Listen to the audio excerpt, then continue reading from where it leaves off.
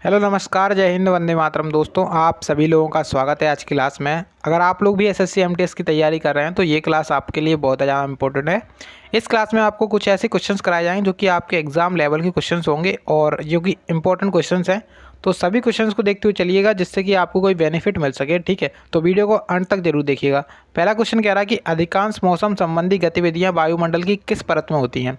तो जो मौसम संबंधी गतिविधियां, इससे क्या तात्पर्य है? इससे तात्पर्य यह है कि जैसे बारिश होना, बादल छा जाना और तूफान आना, आंधी आना, ये सभी गतिविधियां कौन से मंडल में होती हैं? तो ये होती हैं क्षोभ मंडल में। ठीक है, ऑप्शन नंबर सी इसका करेक्ट आंसर हो जाएगा। उसके बाद आपके सामने नेक्स्ट क्वेश्चन पूछा गया है। क्वेश्चन में कहा गया है कि ओजोन परत अवस्थित होता है। तो जो ओजोन परत होती है, ओजोन लेयर होती है, इस कहाँ पर अवस्थित होती है, कौन से मंडल में अवस्थित होती है? तो समताप मंडल इसका क्या हो जाएगा? एकदम करेक्ट आंसर है, समताप मंडल में अवस्थित होती है ओजोन परत। ठीक है, नेक्स्ट क्वेश्चन देखेंगे। कह रहा है कि क्वेश्चन में वायुमंडल कई प्रकार की गैसों के मिश्रण से बना हुआ है और पृथ्वी के नज़दीक वायुमंडल में मुख्यतः कौन कौन सी गैस पाई जाती हैं? तो आंसर यहाँ पे हो जाएगा ऑप्शन नंबर ए, नाइट्रोजन एवं ऑक्सीजन। देखिए, नाइट्रोजन की मात्रा की बात की जाए तो 78% नाइट्रोजन पाई जाती है। उसके बाद 21% जो है अपनी ऑक्सीजन पाई जाती है, O2। ठीक है, यहाँ पे N2 और ये O2। ठीक है, अगर इनको आप आपस में जोड़ेंगे तो 99% क्या हो गई? ये जो नाइट्रोजन और ऑक्सीजन की मात्रा को मिला करके 99% हो गई हैं। और जो बाकी जितनी भी गैसें हैं उनकी कुछ ना कुछ मात्रा पाई जाती है इसी 1% के अंतर्गत। ठीक है, इसी 1% के अंतर्गत पाई जाती है। नेक्स्ट आपके सामने क्वेश्चन है और क्वेश्चन में कहा गया है कि पृथ्वी के धरातल से ऊपर की ओर वायुमंडल के विभिन्न स्तरों का सही अनुक्रम क्या है? तो देखिए, ऐसा क्वेश्चन आपसे एग्जामिनर पूछ सकता है और आपसे क्रम जरूर पूछेगा कि ऐसा क्रम क्या है। तो देखिए, सबसे पहले आपका जो नीचे होता है, जैसे यहाँ पे क्या है अपनी धरातल। ठीक है, हमसे कहा गया है कि धरातल से बताइए। तो सबसे पहले नीचे धरातल आएगी, उसके बाद अपना जो आएगा वो आएगा क्षोभ मंडल, उसके बाद अपना क्षोभ मंडल आएगा, उसके बाद अपना समताप मंडल आएगा, फिर अपना मध्य मंडल आएगा, मध्य मंडल के बाद आयन मंडल आएगा और आयन मंडल के बाद लास्ट में अपना आएगा वाह्य मंडल। ठीक है, तो यहाँ पे 5 प्रकार के मंडल होते हैं। सबसे पहले अपना क्षोभ मंडल इस ऑप्शन में है, इस ऑप्शन में है, तो ये वाला ऑप्शन और ये वाला ऑप्शन दोनों हट जाएंगे। क्षोभ मंडल के बाद अपना समताप मंडल आएगा और यहाँ पे भी समताप मंडल है। उसके बाद अपना मध्य मंडल आएगा, लास्ट में अपना जाएगा आयन मंडल। तो ऑप्शन नंबर सी इसका करेक्ट आंसर है। ऑप्शन ए भी यहाँ पे गलत हो जाएगा, आंसर लगाइएगा ऑप्शन नंबर सी, जो कि आपका बिल्कुल सही हो जाएगा। ठीक है, अब आपके सामने नेक्स्ट क्वेश्चन है। कह रहा है कि क्वेश्चन है कि वायुमंडल की 4 परतें। तो आपने देखा कि आयन मंडल, समताप मंडल, मध्य मंडल और क्षोभ मंडल, इनको ऊंचाई के क्रम के अनुसार सही अनुक्रम बताइए। अवरोही क्रम में, अवरोही क्रम में इसको लिखना है। तो अगर ऊंचाई के अनुसार लिखें, ऊंचाई के अनुसार लिखें तो यहाँ पे आंसर क्या होगा इसका?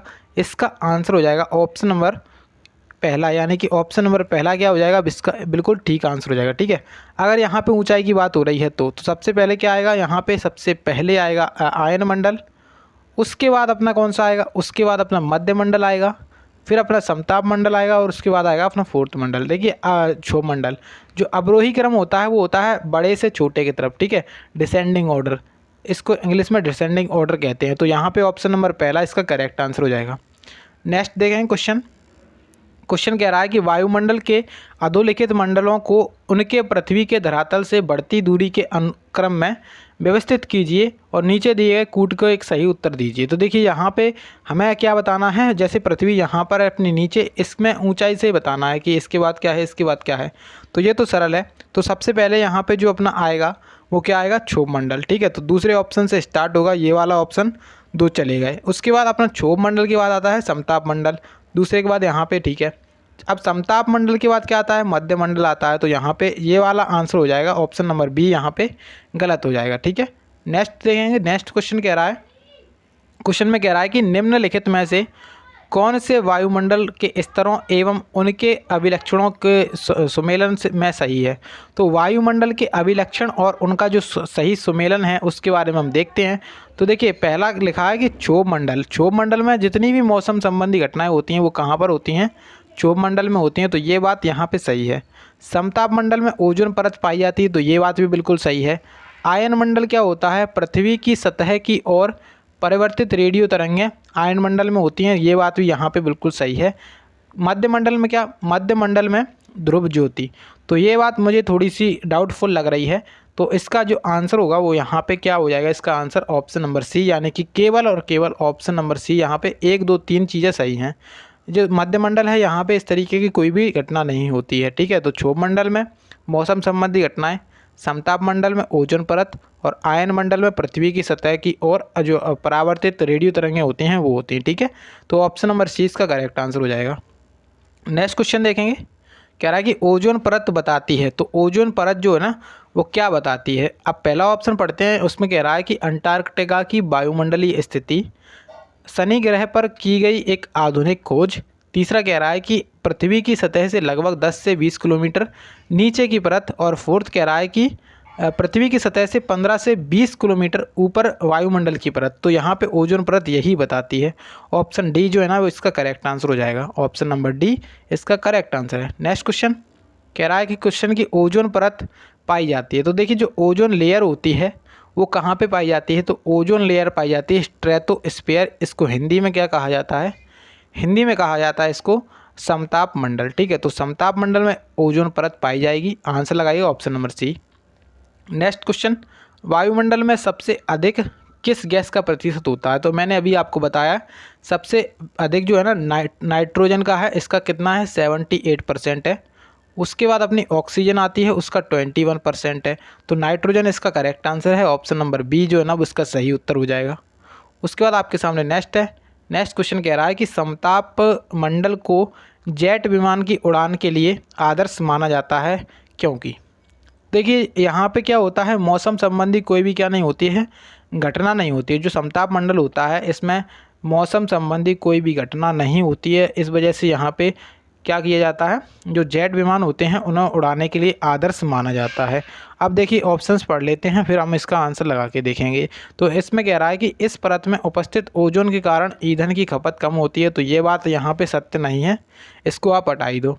उसके बाद दूसरा कह रहा है कि इस परत में तापमान सम रहता है, जो इंजन की दक्षता के लिए अनुकूल परिस्थिति है। तीसरा कह रहा है कि यह परत विमान भेदी शस्त्रों की मारक सीमा से बाहर है। फोर्थ कह रहा है कि इस परत में बादल तथा अन्य मौसम संबंधी घटनाएं नहीं होती हैं। तो ये बात यहाँ पे बिल्कुल सही है। तो इसका आंसर हो जाएगा ऑप्शन नंबर डी, यानी कि मौसम संबंधी कोई भी घटनाएं नहीं होती हैं। इस वजह से यहाँ पे जो जेट विमान होते हैं, जो कि हवाई जहाज एरोप्लेन्स होते हैं, उन्हें किस मंडल में उड़ाया जाता है। तो उन्हें उड़ाया जाता है समताप मंडल में। अगर क्वेश्चन ऐसे पूछा जाए कि हेलीकॉप्टर जो होता है वो किस मंडल में उड़ता है, तो वो आप लोग लगाएंगे क्षोभ मंडल में। जबकि अपने जो जेट विमान होते हैं, जैसे कि पैसेंजर विमान बड़े वाले, उनको कहाँ पे उड़ाया जाता है, तो उनको उड़ाते हैं समताप मंडल में, ठीक है। उसके बाद आपके सामने नेक्स्ट क्वेश्चन कह रहा है कि सूरज से निकले विनाशकारी रेडिएशन से निम्नलिखित में से कौन जीवन की सुरक्षा करता है। तो देखिए जो अपने सूरज है उससे एक प्रकार की अल्ट्रावायलेट यूवी रेज निकलती हैं, और उनसे हमें कौन बचाता है, तो उनसे ओजोन परत बचाती है हमें, ठीक है। ओजोन परत बचाती है यूवी रेज से। लेकिन हमसे क्वेश्चन पूछा गया है कि विनाशकारी रेडिएशन, तो विनाशकारी रेडिएशन से हमें कौन बचाएगा, वो भी क्या बचाएगा, अपना ऑप्शन नंबर सी, अपना ऑप्शन ऑफ सी इसका करेक्ट आंसर, यानी कि ओजोन परत क्या हो जाएगा, बिल्कुल ठीक आंसर है, ठीक है। नेक्स्ट क्वेश्चन कह रहा है कि समताप मंडल में ओजोन परत का कार्य क्या है। तो जो समताप मंडल होता है उसमें ओजोन परत का कार्य ये बस इतना है कि भूतल पर परावैंगनी विकिरण को थामना, ठीक है। मतलब जो यूवी रेज आती हैं सूर्य से, अल्ट्रावायलेट यानी कि परावैंगनी जो किरणें आती हैं जिससे आपको कैंसर हो सकता है, तो उनसे बचाना आपको क्या है, समताप मंडल में ओजोन परत का कार्य है, ठीक है। ऑप्शन डी इसका करेक्ट आंसर हो जाएगा। उसके बाद नेक्स्ट क्वेश्चन है, कह रहा है कि पृथ्वी की सतह से ओजोन परत की ऊंचाई कितनी है। तो जो पृथ्वी की सतह है और उससे जो ओजोन परत की ऊंचाई है वो ऊंचाई कितनी है, तो ऊंचाई यहाँ पे इसका आंसर है ऑप्शन नंबर ए, यानी कि 15 से 20 किलोमीटर क्या है इसकी ऊंचाई है। तो ओजोन परत की ऊंचाई इसका option number A correct answer है। नेक्स्ट कह रहा है कि रेडियो तरंगों के विक्षेपण के लिए वायुमंडल में निम्नलिखित स्तरों में से कौन सा स्तर उत्तरदायी है। तो पहला क्षोभ मंडल, दूसरा कह रहा है समताप मंडल, तीसरा कह रहा है मध्यमंडल, और फोर्थ कह रहा है कि आयन मंडल। पहले क्वेश्चन ढंग से पढ़िएगा तब आपको आंसर आसानी से आ जाएगा कि जो रेडियो तरंगों में विक्षेपण के लिए वायुमंडल में कौन सा स्तर उत्तरदायी होता है। तो जब रेडियो तरंगों का विक्षेपण होता है तो इसके लिए कौन सा आयन मंडल क्या होता है, उत्तरदायी होता है, ठीक है। आयन मंडल उत्तरदायी होता है। ऑप्शन नंबर डी इसका करेक्ट आंसर है। नेक्स्ट कह रहा है कि उत्तरी ध्रुवीय प्रकाश के लिए वायुमंडल की कौन सी परत जिम्मेदार है। तो उत्तरी ध्रुवीय प्रकाश के लिए वायुमंडल की कौन सी परत जिम्मेदार है, तो उसका भी आंसर हो जाएगा आयन मंडल। आयन मंडल जो है ना वो इसके लिए जिम्मेदार है। ठीक है, नेक्स्ट देखेंगे। नेक्स्ट कह रहा है कि बेतार संचार पृथ्वी की सतह को निम्नांकित द्वारा परिवर्तित किया जाता है। तो जो बेतार मतलब बिना तार के जो संचार होता है, कम्युनिकेशन होता है पृथ्वी की सतह को निम्नलिखित में से किसके द्वारा परिवर्तित किया जाता है, तो वो भी किसके द्वारा किया जाता है, वो भी किया जाता है आयन मंडल के द्वारा। ठीक है, तो आयन मंडल के द्वारा ही यहाँ पे करेक्ट आंसर है। आयन मंडल मैंने बताया है कि जो अपना सबसे पहले नीचे क्षोभ मंडल, उसके बाद समताप मंडल, फिर आएगा मध्य मंडल, लास्ट में आएगा आयन मंडल, जिसे अंतरिक्ष के नाम से भी जाना जाता है। जितने भी सैटेलाइट्स होते हैं उनको आयन मंडल में ही स्थापित किया जाता है। जैसे कि अपना इंटरनेशनल जो अपना अंतरिक्ष स्टेशन है उसको भी कहाँ पर स्थापित किया गया है, आयन मंडल में ही स्थापित किया गया है। ठीक है, तो ऑप्शन नंबर सी इसका हो जाएगा बिल्कुल ठीक उत्तर। नेक्स्ट क्वेश्चन कह रहा है कि वायुमंडल की कौन सी परत दूरसंचार प्रणाली के लिए प्रयोग की जाती है। तो देखिए जो वायुमंडल की कौन सी परत है जो दूरसंचार प्रणाली के लिए प्रयोग की जाती है, कम्युनिकेशन से संबंधित अगर आपके सामने आता है तो आप लोग आंसर लगाएंगे आयन मंडल। कौन सा लगाएंगे, आयन मंडल। ठीक है, आयन मंडल इसका क्या होगा, बिल्कुल सही आंसर हो जाएगा। आयनोस्फीयर, अंग्रेजी में इसको आयनोस्फीयर कहा जाता है, तो आप लोग आंसर लगा दीजिएगा आयन मंडल। संचार उपग्रह वायुमंडल के किस स्तर में अवस्थित होते हैं। देखिए मैंने बताया है जितने भी सैटेलाइट्स होते हैं उनको किस मंडल में अवस्थित किया जाता है, तो सैटेलाइट्स को जो है ना वो संचार उपग्रह वो बाह्य मंडल में होते हैं। ठीक है, वाह मंडल। ठीक है, वाह मंडल क्या होगा, इसका ठीक उत्तर हो जाएगा। नेक्स्ट क्वेश्चन कह रहा है क्वेश्चन में कि निम्नलिखित में से कौन सी एक वायुमंडल में स्थायी गैस है। तो कौन सी गैस है जो वायुमंडल में एक स्थायी गैस है, तो उसका आंसर हो जाएगा नाइट्रोजन गैस। नाइट्रोजन गैस क्या है, वायुमंडल में एक स्थायी गैस है और इसकी जो परसेंटेज है वो कितनी है, 78%। ठीक है, इसको ध्यान रखिएगा। नेक्स्ट देखते हैं, और क्वेश्चन कह रहा है कि वायुमंडल में ट्रोपोस्फीयर के ऊपर कौन सी परत पाई जाती है।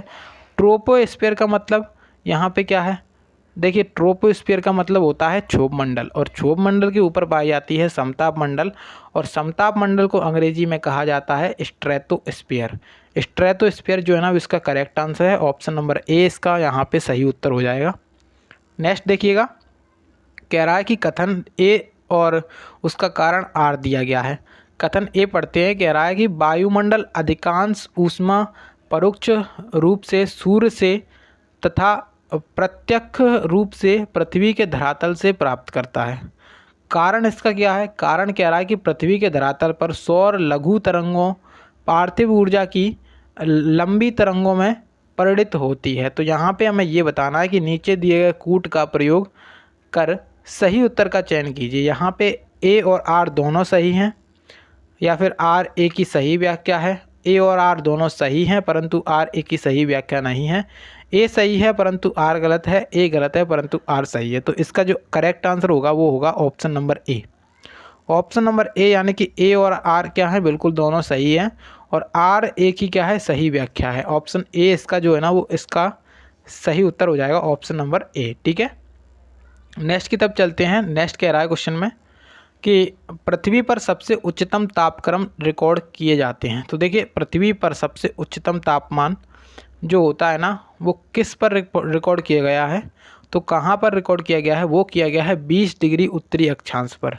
20 डिग्री उत्तरी अक्षांश पर हाईएस्ट तापक्रम रिकॉर्ड कहाँ पर दर्ज किया गया है, उसको 20 डिग्री उत्तरी अक्षांश पर किया गया है। नेक्स्ट देखेंगे, कह रहा है कि साप 7 मेघीय रातों की अपेक्षा अधिक ठंडी होती है। अब ये किसके कारण होती है, तो ये किसके कारण होती है, तो वो होती है विकिरण के कारण। विकिरण यहाँ पे क्या होगा, बिल्कुल ठीक उत्तर हो जाएगा, ऑप्शन नंबर बी क्या होगा, बिल्कुल सही आंसर है। उसके बाद आपके सामने नेक्स्ट क्वेश्चन में कहा गया है कि सामान्यतः पृथ्वी की सतह से ऊंचाई बढ़ने के साथ साथ तापमान में घटोत्तरी आती है, यानी कि तापमान कम होता है। तो नॉर्मल सी बात है, जब आप लोग पृथ्वी की जो सतह होती है उससे ऊपर की तरफ जाएंगे तो आपके सामने तापमान में कमी आएगी, और पृथ्वी की जो सतह होती है अगर उससे नीचे की तरफ जाएंगे तो तापमान में वृद्धि होती है। ठीक है, तो यहाँ पे अब पढ़ते हैं कि वायुमंडल पृथ्वी की सतह से केवल ऊपर की ओर गर्म हो सकता है। उसके बाद ऊपर वायुमंडल में आर्द्रता अधिक होती है। तीसरा कह रहा है कि ऊपर वायुमंडल में हवा कम घनी होती है। तो यहाँ पे हमें बताना है कि कौन सा कूट सही है। तो कौन सा कूट सही हो सकता है यहाँ पे होगा केवल 1 और 3, यानी कि वायुमंडल पृथ्वी की सतह से केवल ऊपर की ओर गर्म हो सकता है। पृथ्वी की जो सतह हो सकती है उससे केवल ऊपर की ओर गर्म हो सकता है। उसके बाद कह रहा है कि ऊपर वायुमंडल में हवा जो है ना वो कम घनी होती है। तो यहाँ पे ऑप्शन सी इसका करेक्ट आंसर है। ऑप्शन नंबर सी जो है ना वो इसका करेक्ट आंसर केवल 1 और 3। ठीक है, केवल 1 और 3 क्या होगा, बिल्कुल इसका ठीक आंसर हो जाएगा। अब देखेंगे नेक्स्ट क्वेश्चन को। नेक्स्ट में कह रहा है आपसे कि निम्नलिखित में से कौन सा कथन सही नहीं है। कौन सा कथन सही नहीं है। पहला कथन कहा गया है कि जलवाष्प निचले वायुमंडल के अति परिवर्ती गैस है। दूसरा कह रहा है कि अधिकतम तापमान की मेखला विषुवत रेखा के सहारे पाई जाती है। तीसरा कह रहा है कि शीत कटिबंध उभय गोलार्ध में ध्रुवामुक्त और एवं ध्रुवों के बीच उपस्थित है। फोर्थ कह रहा है कि जेट वायु धाराएं अत्यधिक ऊंचाई की हवाएं हैं जो धरातलीय मौसमी दिशाओं में प्रभावित करती हैं। तो यहाँ पे करेक्ट आंसर की बात की जाए तो इसका करेक्ट आंसर होगा ऑप्शन नंबर बी, यानी कि अधिकतम तापमान की मेखला विषुवत रेखा के सहारे पाई जाती है। तो ये बात यहाँ पे बिल्कुल गलत कही गई है। ऑप्शन नंबर बी इसका करेक्ट आंसर है। नेक्स्ट देखेंगे। नेक्स्ट में कहा गया है कि निम्नलिखित में से कौन सा एल्बिडो से संबंधित है। तो निम्नलिखित में से कौन सा एल्बिडो से संबंधित है, और एल्बिडो से संबंध किसका है, वापसी की शक्ति। वापसी की शक्ति इसके संबंध किसका है, एल्बिडो का। ठीक है, नेक्स्ट आपके सामने है। नेक्स्ट कह रहा है कि निम्नलिखित में से कौन सा एक अन्य तीनों की तुलना में अधिक सूर्यताप को परिवर्तित करता है। तो कौन सा है जो अन्य की तुलना में सबसे ज़्यादा सूर्य के जो तापमान होता है उसको क्या करता है, परिवर्तित करता है। तो आंसर लगाइएगा यहाँ पर ऑप्शन नंबर सी, यानी कि नवपात हिम से आच्छादित भूमि। ठीक है, नवपात हिम से आच्छादित भूमि इसका करेक्ट आंसर है। तो यहाँ पे आज के क्वेश्चन समाप्त हो चुके हैं। आई होप कि आप सभी लोगों ने अभी तक सारे क्वेश्चंस को देखा होगा, और वीडियो पसंद आई है तो प्लीज़ वीडियो को लाइक जरूर कर दीजिएगा। इसी प्रकार के वीडियोस के लिए आप लोग मेरे चैनल को सब्सक्राइब जरूर कर लीजिएगा।